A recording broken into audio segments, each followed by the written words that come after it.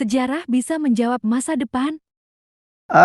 Apa yang membuat Adinda Felix demikian suka dengan sejarah ya? Ya, pertama itu sebenarnya ketertarikan pertama sejarah itu karena sejarah itu bisa menjawab masa depan.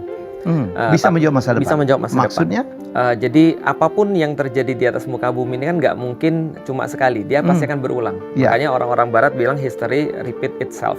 Oke. Kenapa history itu akan mengulangi dirinya? Karena dia nggak diperhatikan. Jadi dia mengulangi untuk nunjukin bahwa ada pola di dalam kehidupan ini. Nah, maka di dalam Islam juga sama, ternyata Allah sampaikan wal tangzur nafsum ma qaddamat ligot.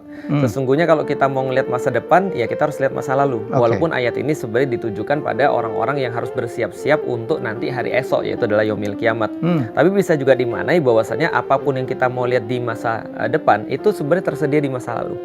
Dan kalau kita bahas tentang sejarah sebenarnya bisa banyak sekali filosofinya. Misal, setinggi apapun satu bangunan itu ditentukan oleh sesuatu yang nggak kelihatan, yaitu adalah fondasinya. Fondasi yang di bawah. Betul. Kalau kita mau bangun misalnya gedung lantai 5, tentu beda fondasinya dengan gedung lantai 10. Maka sejauh apa kita bisa memahami sejarah, itulah kita bisa mencetak masa depan. Nah, itu secara sederhana seperti itu. Ustaz Felix paham bahwa sekarang remaja ya, milenial ke bawah itu ahistory. Mereka tidak terlalu suka sejarah.